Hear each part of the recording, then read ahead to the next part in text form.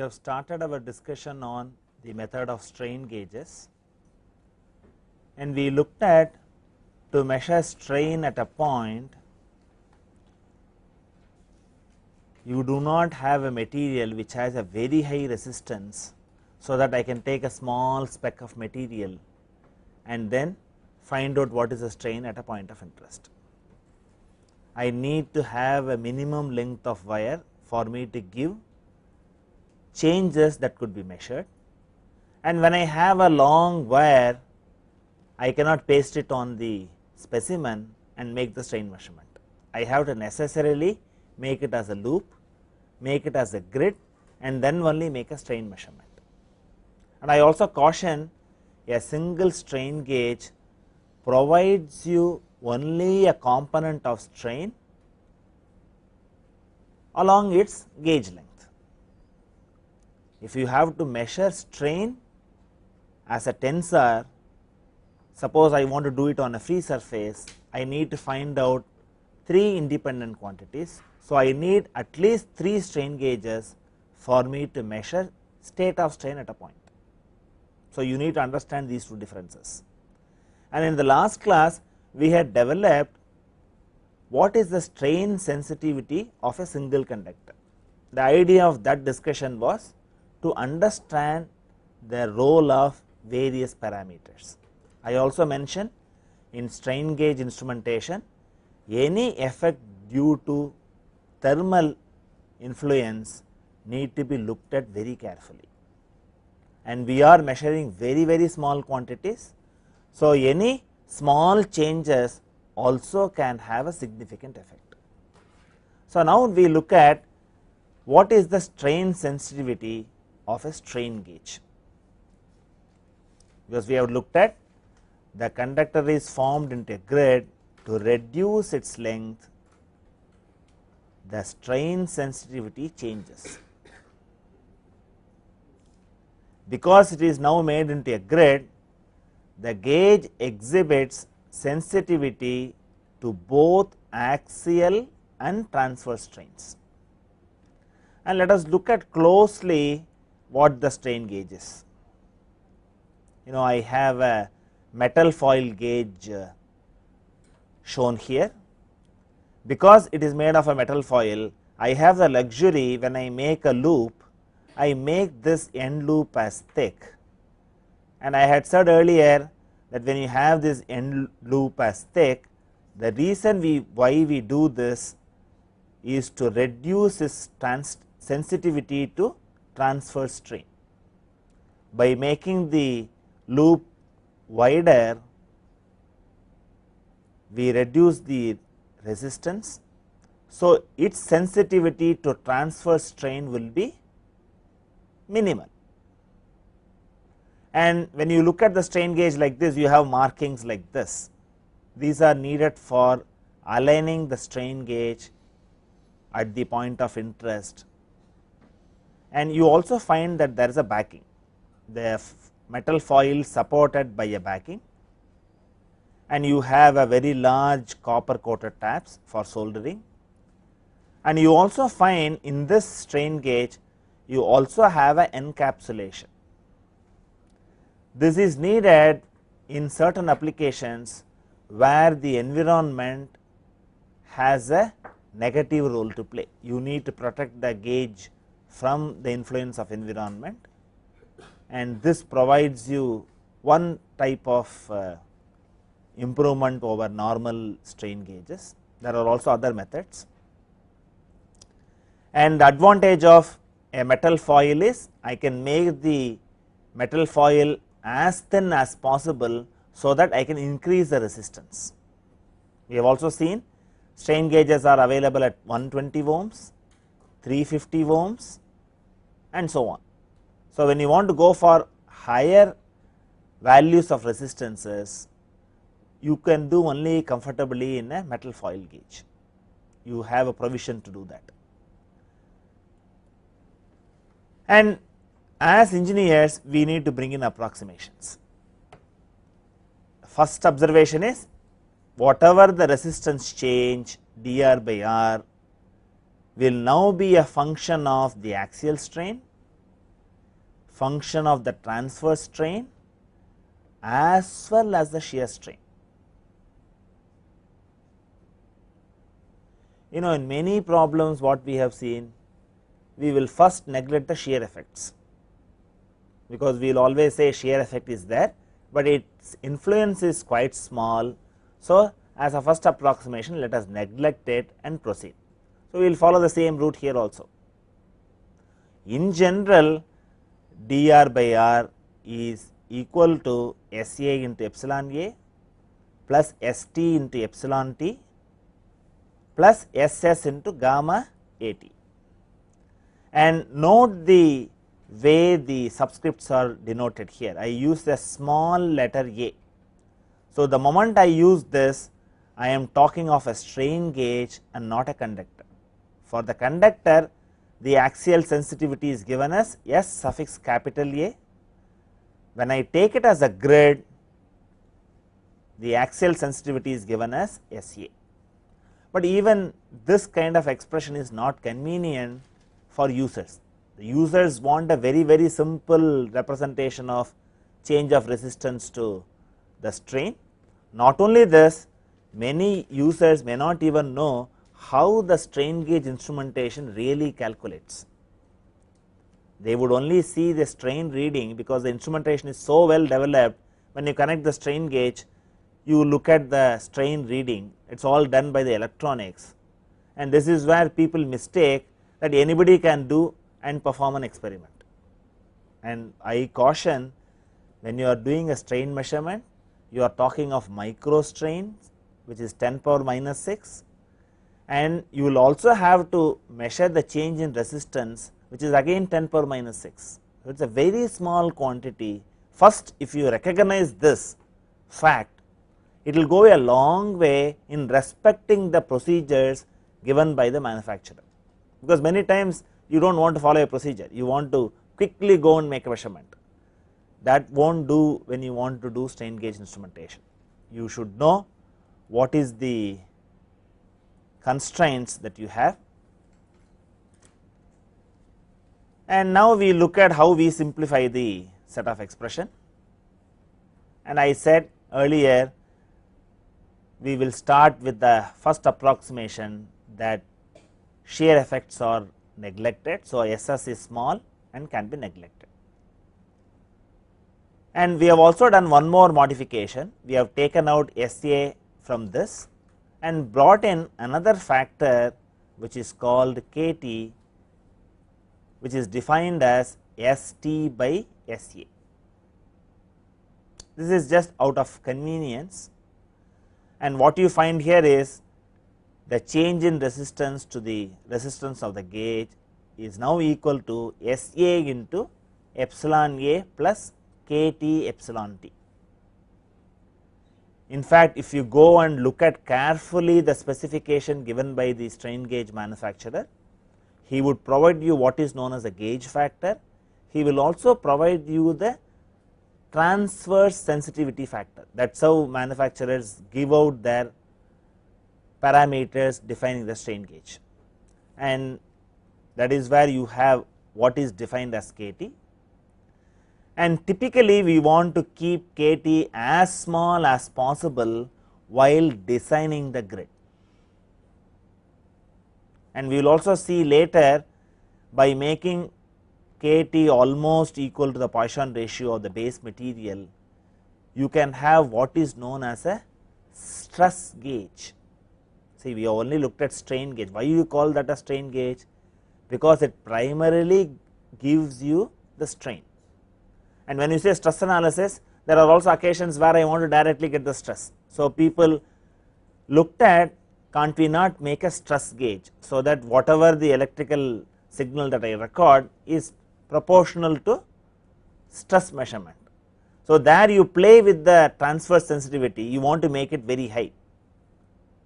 In this case, in a general strain gauge, we would like to have the grid to measure strain primarily along the gauge length. That makes our life simple. So, you have a definition of what is the transverse sensitivity factor. And as I said, the user wants to have a much simpler expression, and the strain gauge manufacturer supplies what is known as a gauge factor, which is given as Sg. And what you have is, you have dr by r is equal to Sg into epsilon A. And what does the manufacturer do? He performs an experiment and determines what is the value of Sg. Our focus is, we want to find out the component of strain along the gauge length. Suppose I call that as epsilon A. Now, I have a very simple expression where change in resistance to original resistance is related by a factor Sg to the linear strain. And we have to look at what is the interrelationship between Sg and Sa. This Sa, St, Ss comes directly from our understanding that we take a conductor and then perform an experiment, pull it and then determine the strain sensitivity. Now, you adopt the same thing for a grid. The grid is sensitive to axial, transverse as well as shear. So, you bring in 3 factors, but from the user point of view, he does not want to look at all these quantities. He wants a much simpler expression, and that is also given by the manufacturer, where he simply says dr by r equal to Sg into epsilon A.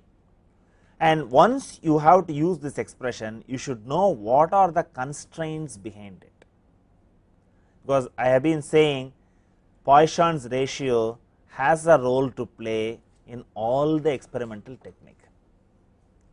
And what does the manufacturer do?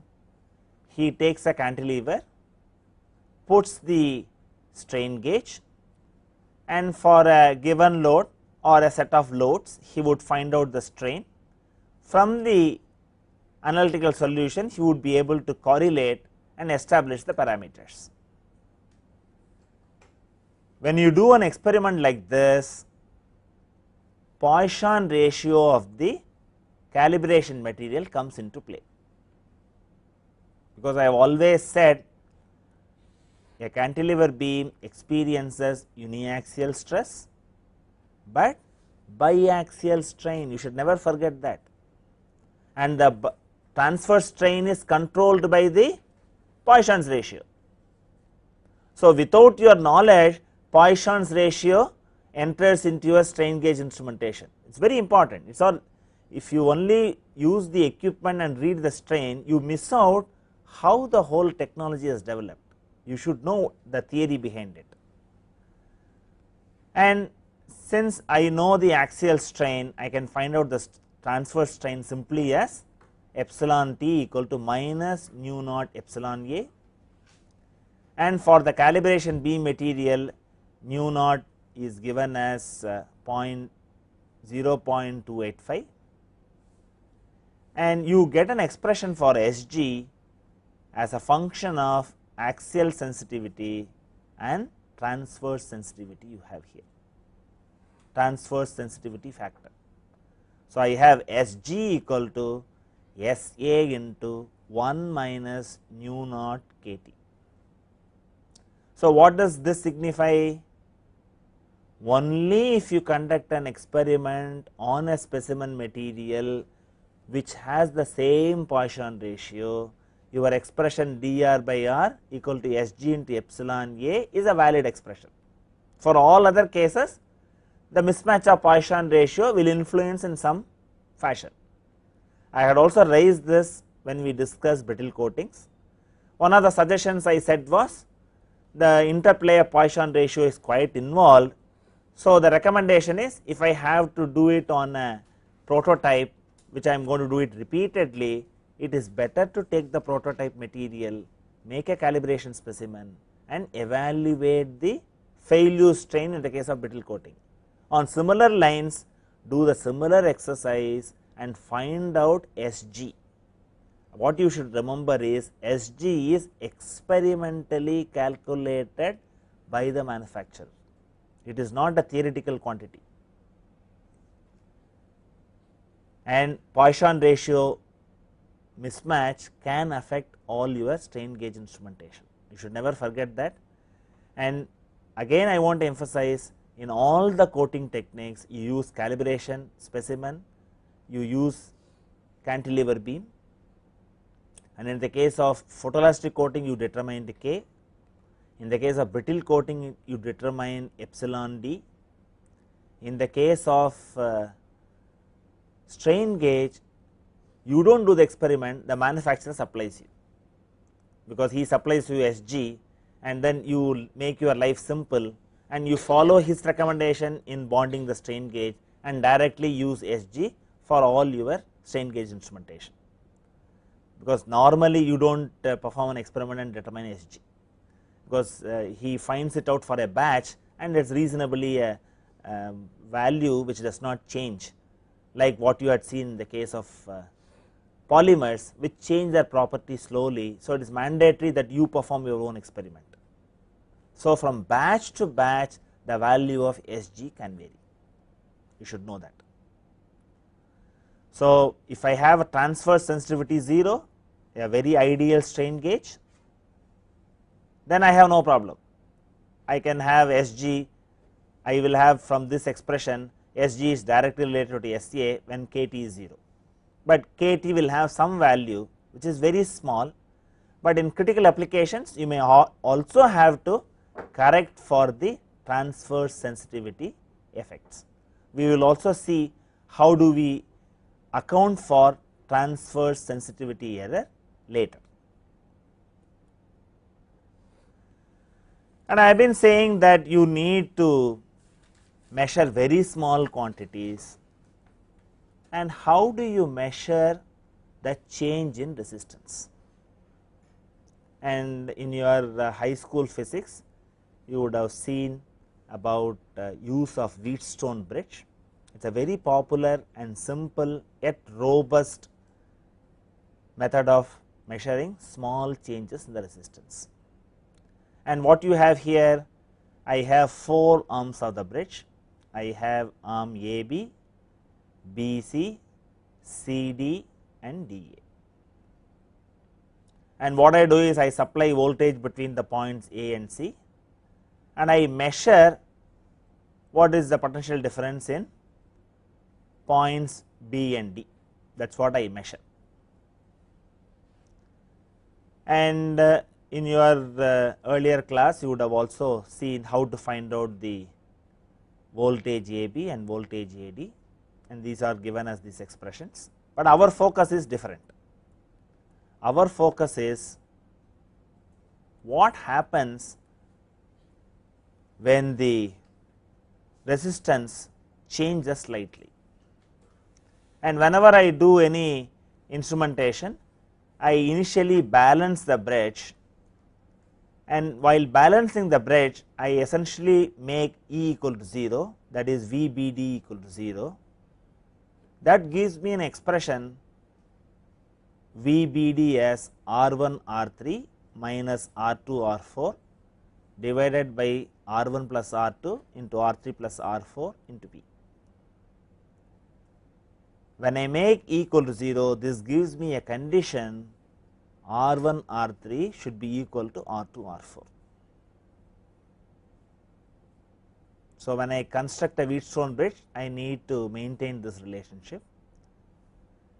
What should be the individual values of R1, R3, R2, R4, which would give me a optimal response of the Wheatstone bridge? I would like to have an optimal response, because I am measuring very small quantity. So, I must also look for every single effort to maximize the signal,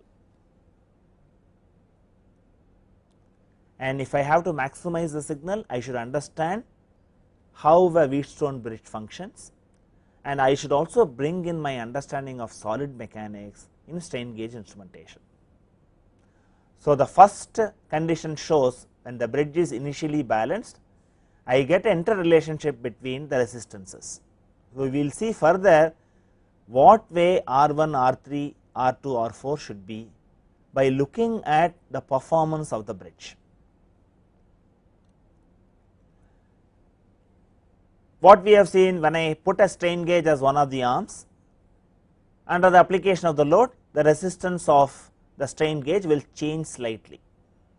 And what you have here, the expression is, suppose I have 4 strain gauges connected and each one is measuring the respective strain, there would be changes in R1, R2, R3, R4, which would be measured as delta E, and you have this expression as delta E equal to V into R1 R2 divided by R1 plus R2 squared delta R1 by R1 minus delta R2 by R2 plus delta R3 by R3 minus delta R4 by R4. What you will have to keep in mind here is, I have labeled it in a cyclical fashion R1, R2, R3, R4. This sequence has to be maintained in this expression also. And what I find here, mathematically I see a minus sign and plus sign, but how we will look at is R1 and R2 are adjacent arms, and I have a minus sign in between. What way we will look at is, similar strains in adjacent arms cancel each other. So, this is one of the principle used when I want to remove the thermal influence. And what you find, R1 and R3, they are opposite arms. Opposite arms add each other. That is how we look at this expression from solid mechanics point of view. And this, if you want to maximize, I can make this minus to positive. If I have opposite strains on adjacent arms, I can make this quantity equal to 4. So, that way I will amplify my signal. So, the idea is, you are measuring very small quantity, and we should always look for ways to increase the signal output. This is also one of the requirement, particularly in transducer design, they would have this bridge factor as 4. So, now we look at the performance of the bridge.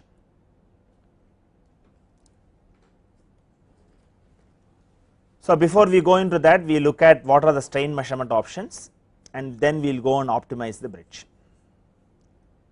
What way we can do? I can measure the change in EMF directly and relate it to strain,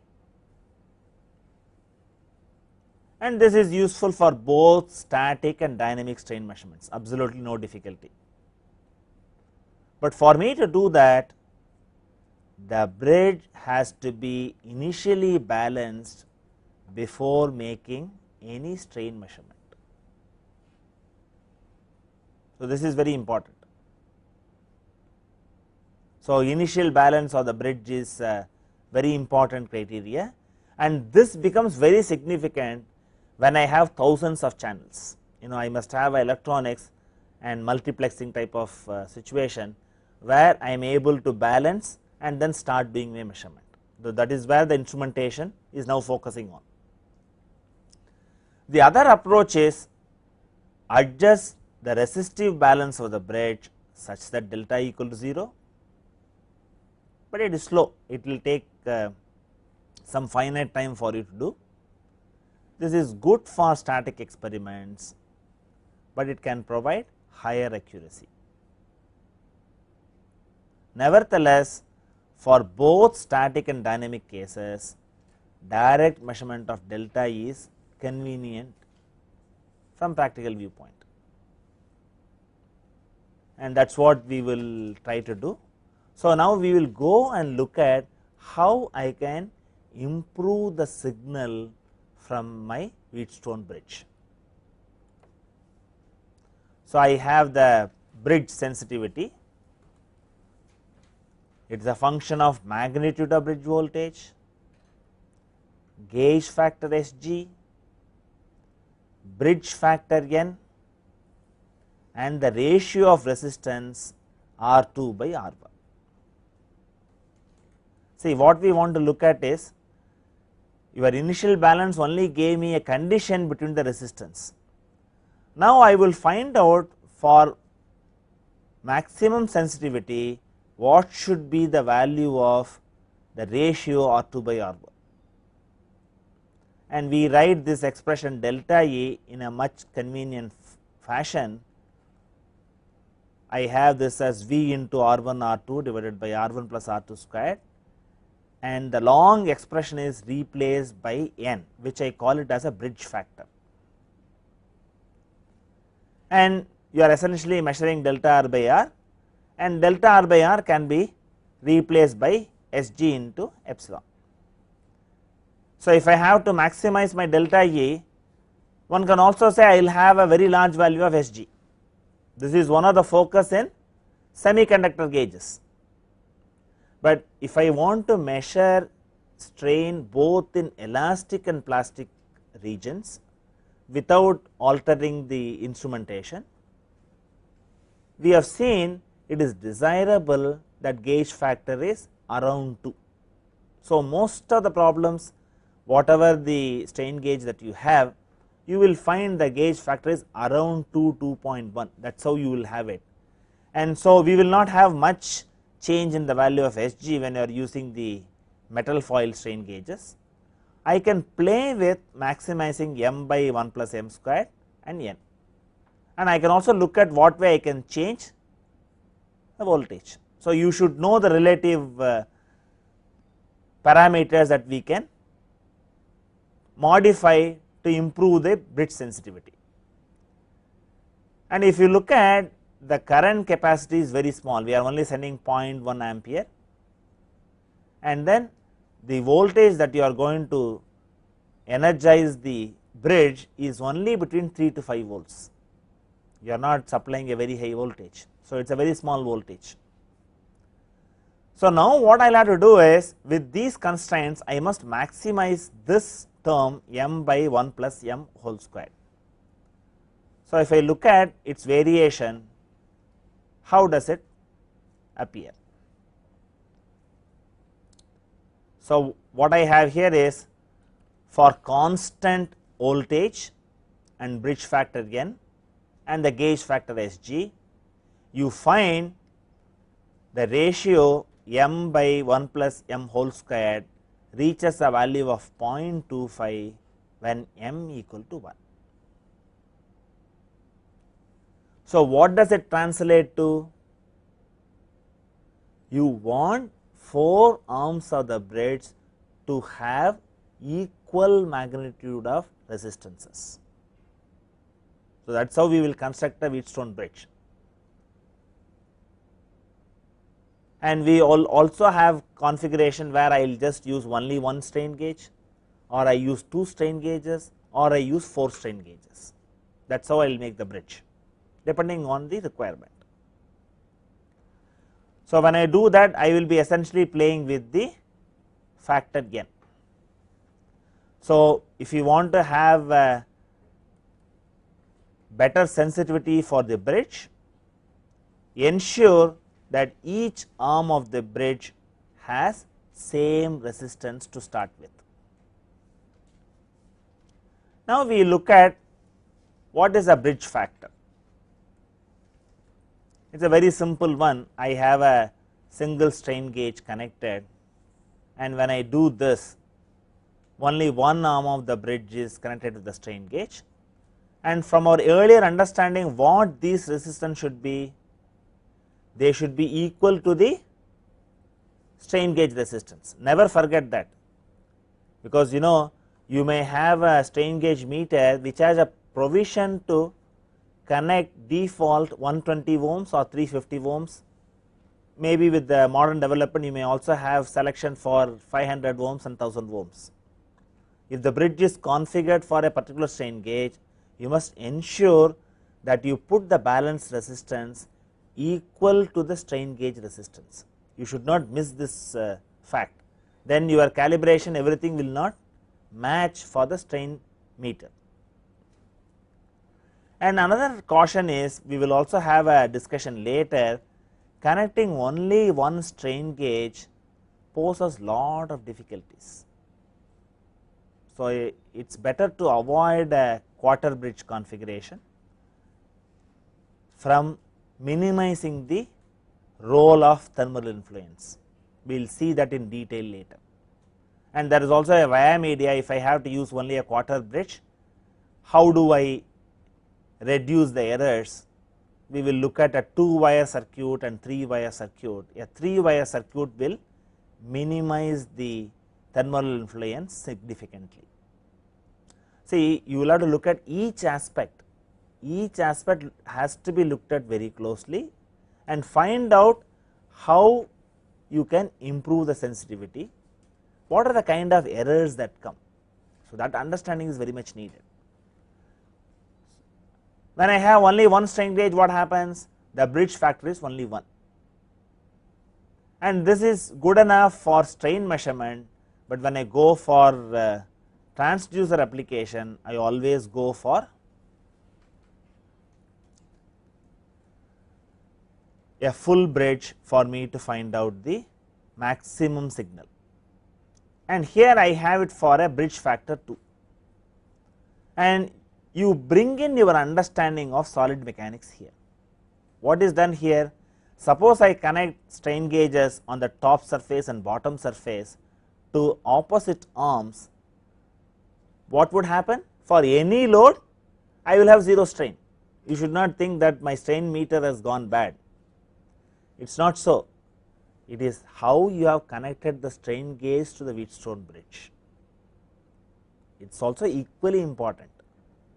See, in a strain gauge instrumentation, how do you pace the strain gauge, how they are connected in a Wheatstone bridge, both are important. See, in most of the strain measurement scenario, what do? You decide that this is the critical location. So, I invariably put a one single strain gauge and connect it to my Wheatstone bridge. You may essentially use a quarter bridge. Only in situations where the signal is so low, you want to amplify, you may find out methodologies to amplify the signal. And suppose one such application, you have put 2 strain gauges on the top of the cantilever and bottom of the cantilever.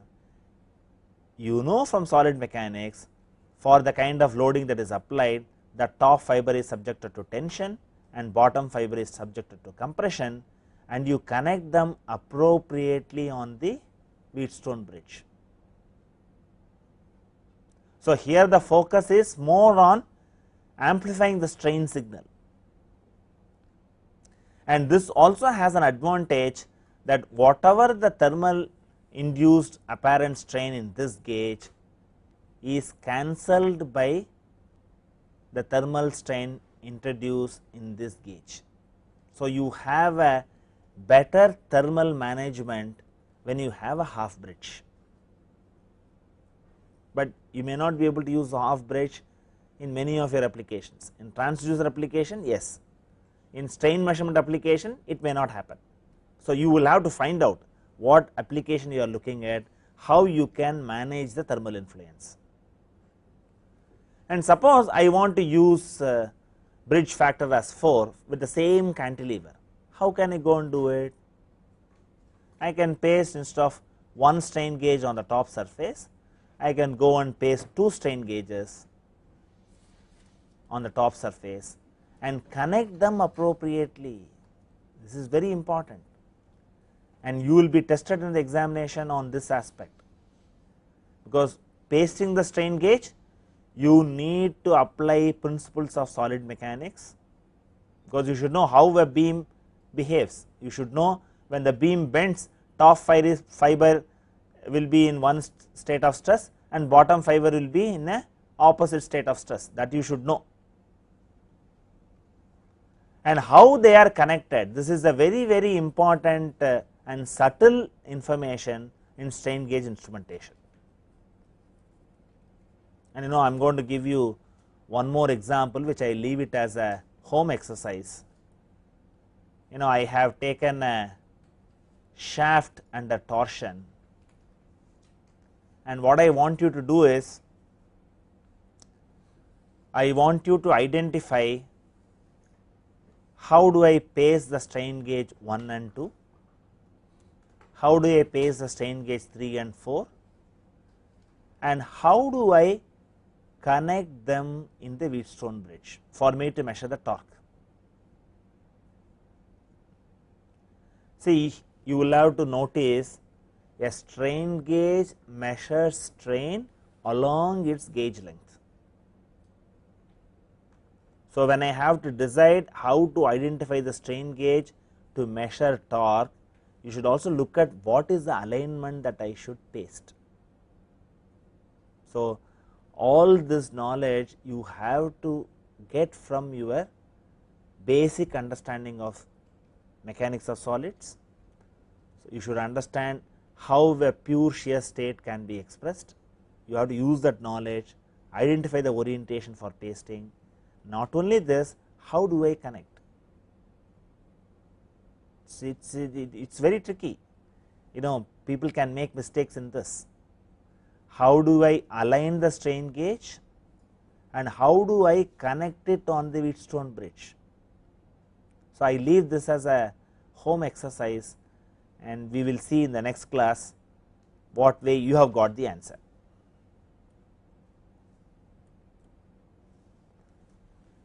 See, what I have been mentioning is strain gauge instrumentation. We are looking for measuring small quantities.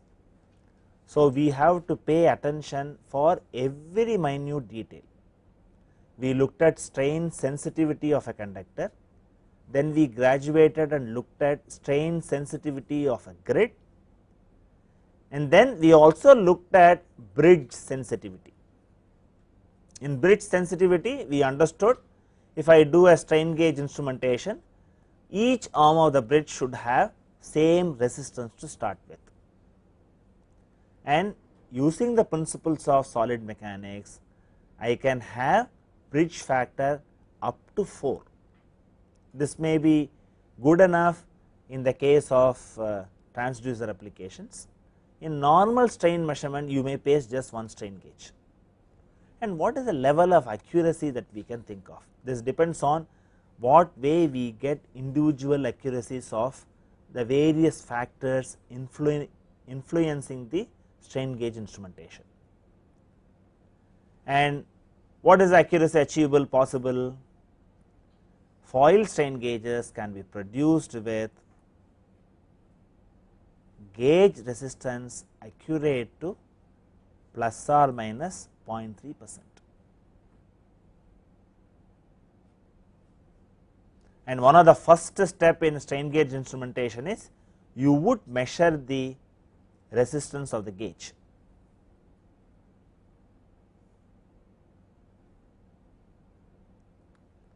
And you also need gauge factor measurement, because you may have to set the knob of your strain gauge instrumentation to the gauge factor,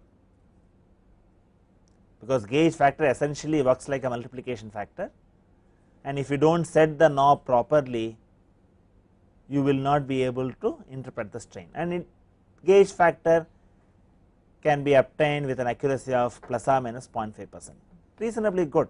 See, we saw in the case of brittle coating, the failure strain accuracy is only plus or minus 20%. So, strain gauge instrumentation, the accuracy levels are much higher,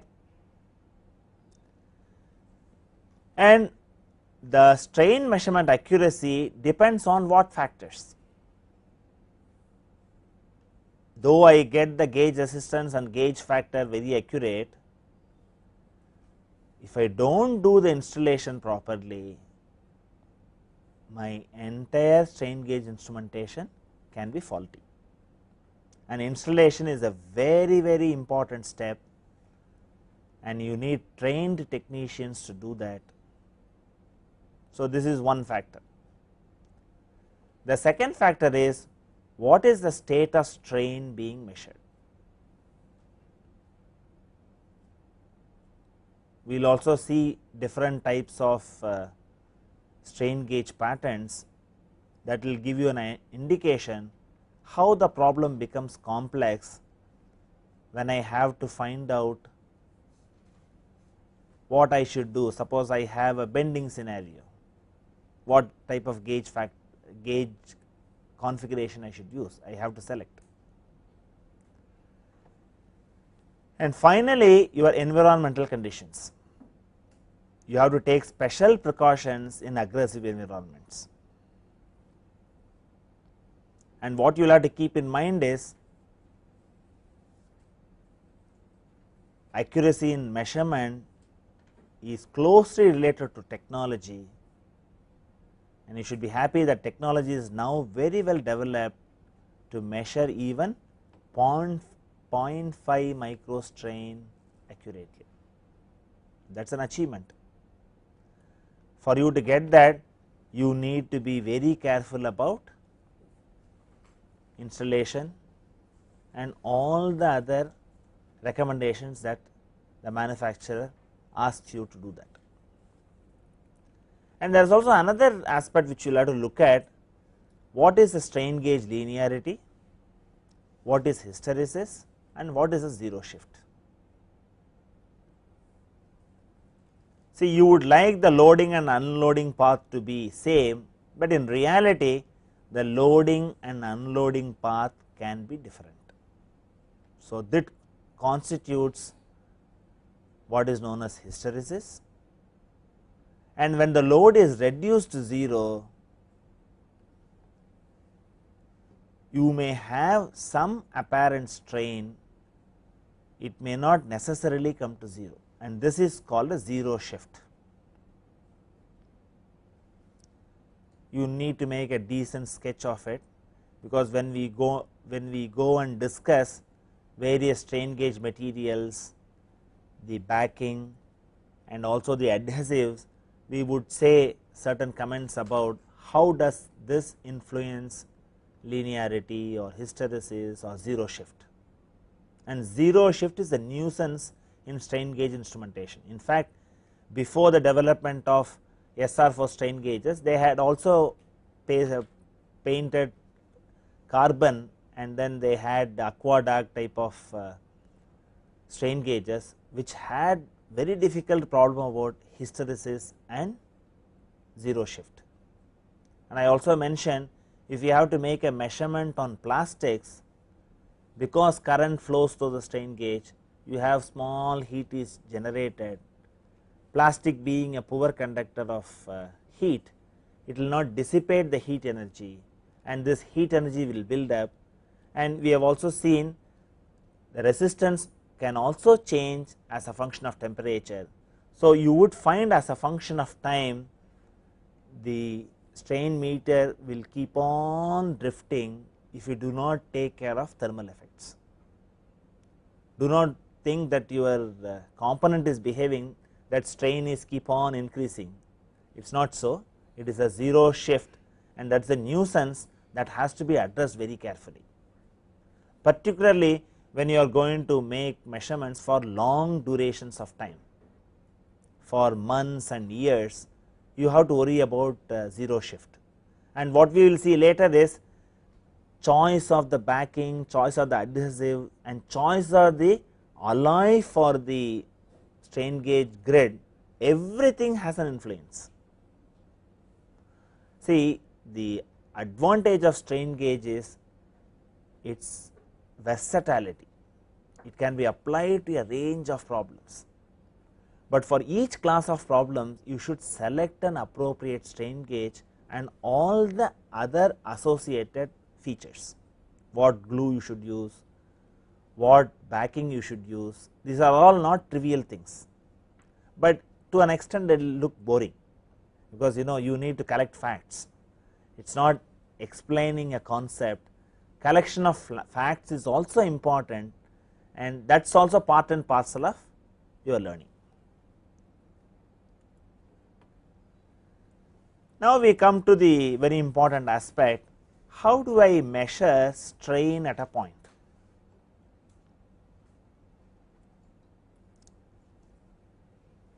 This I have been mentioning it many times. A single strain gauge can give only the strain component along its gauge length. In many applications, one wants to measure in plane strain on a free surface. Mind you, suppose I want to go and paste a strain gauge inside a pressure vessel, I want to know what is the way the inner surface is stressed, then I need to bring in certain correction factor. What happens there, when I paste a strain gauge, you have fluid pressure acting on it. So, we will postpone how to analyze strain data in those class of problems later. First we are looking at, suppose I have a beam that is bent, it has a free surface, I paste a strain gauge and find out what is the strain on the surface. So, the strain gauge as such is not loaded externally, whatever the strain of the base component is faithfully transferred through the adhesive backing system to the strain gauge. So, we want to find out in plane strain, and I need 3 components of strains to be determined. And now here only you look at strain is a tensor of rank 2 and you bring in the tensorial transformation law. So, what I have, I need to find out 3 components of strain. So, I need to have 3 strain gauges oriented at angles A, theta B and theta C. And you have to bring back your old memories. How do you write strain along a given direction in terms of the tensorial components? And that is a very famous expression that you have. You can take a minute to recall that expression and try to write.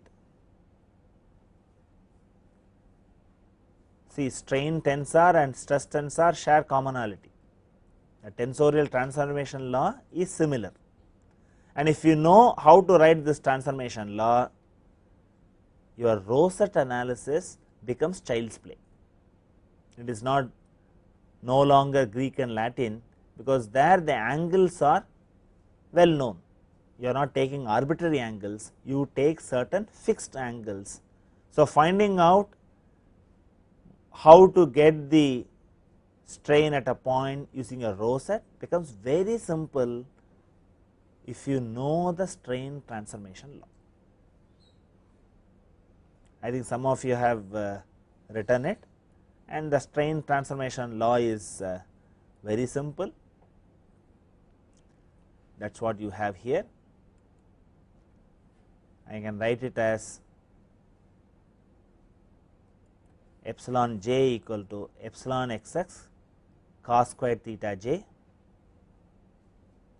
plus epsilon yy sin squared theta j plus gamma xy sin theta j cos theta j. I have written the engineering shear strain component. If you write it in terms of tensorial components, it is epsilon xy divided by 2. And when I go to different Rosettes, the theta j will change. That is all the difference. So, what I do? I get strain from this expression, and if I use the elastic constants, I can also get the stress information. And the theta measurement becomes very critical. That is the reason why you have pre-aligned strain gauges.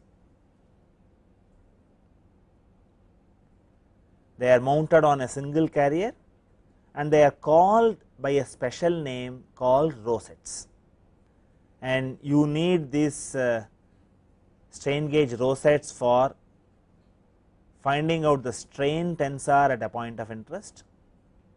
The greatest advantage is they are pre-aligned, and because you are having a metal foil, it is easy to do this very precisely. And I have always been saying the basic information given by an experimental technique is dictated by the physics that we exploit. So, in a strain gauge you essentially employ change of stress modifies the resistance of the conductor, and I essentially measure a component of strain. Once I measure the component of strain, if I know the elastic constants of the base material, it is possible for me to find out the stress on the specimen by invoking equations from mechanics of solids.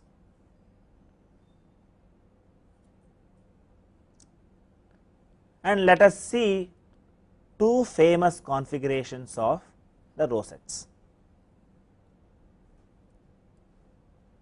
And one of the rosettes is called a rectangular rosette. It is primarily because I have a strain gauge along the x axis, and the second strain gauge at 45 degrees, and the third strain gauge is along the y axis. So, what is the strain measured by the strain gauge A?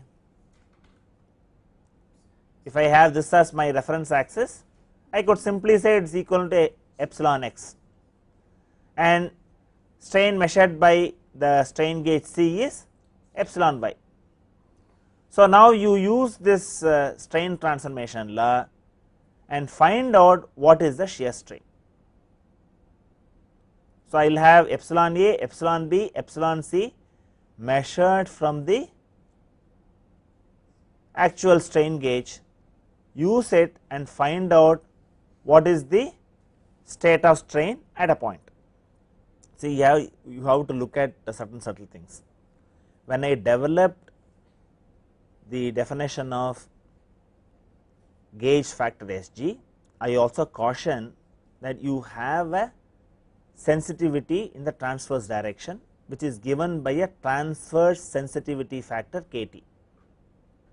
The moment I go to rosette analysis, I assume that Kt equal to 0, and then write this strain transformation law and find out what is the strain at the point of interest. Later we will also see you can bring in correction due to transverse sensitivity effect to the rosette also. In that case, the equations will become very complex, and that is given by the manufacturer. The manufacturer provides you all this information also. And what you will have to look at, another issue is, from measurement of strain by the strain gauge A, B and C, I say that I measure strain at point O, that is a point where these strain gauges meet. If I have to offset this, one way of doing this is I put the strain gauge, move it and then have it here, move this also, have it here, move this also, have it here. Then I will have 3 strain gauges stacked over the other. This is good enough for axial problem. Suppose I go to a bending problem, the stacking height also can affect your reading. Okay. Another aspect is, what is its thermal influence? When I stack it, I am going to have high thermal influence because of current flowing through in all the 3 strain gauges. I can probably do it on a thick metallic specimen where heat is dissipated. So, this is where the selection comes. See, strain gauge selection is a very big topic by itself. Rather than postponing our discussion on strain gauge selection, as and when we learn certain aspects of strain gauge, how this aspect influences strain gauge selection. And you should also know what kind of approximation that we do. First approximation is, I have a finite grid. We have looked at how the gauge length is going to affect your strain measurement. Now, you find in a rosette, I have to be careful about how these strain gauges are aligned with respect to the point O. So, keep thinking about these issues. These are very important, because strain gauge is so versatile. People think that I place a strain gauge connected to the strain meter, they look at the reading and they go and make fast conclusions. If you do not know the nuances in strain gauge instrumentation, you can be way off. And I will show you some example where if you have not accounted certain parameters, a simple calculation can result in 20% error. So, you have to know on which kind of component that you are pasting the strain gauge. And in this class, we have started what is the strain sensitivity of a strain gauge. Then we moved on to how to measure change of resistance. We said Wheatstone bridge is the most celebrated type of measuring approach. Then we looked at what is the accuracy achievable in strain gauge instrumentation, and finally, we had a brief discussion on how do you find out state of strain at a point, and we have also seen what is a rosette. And the next class, when you come, get the shear strain in the case of a rectangular rosette.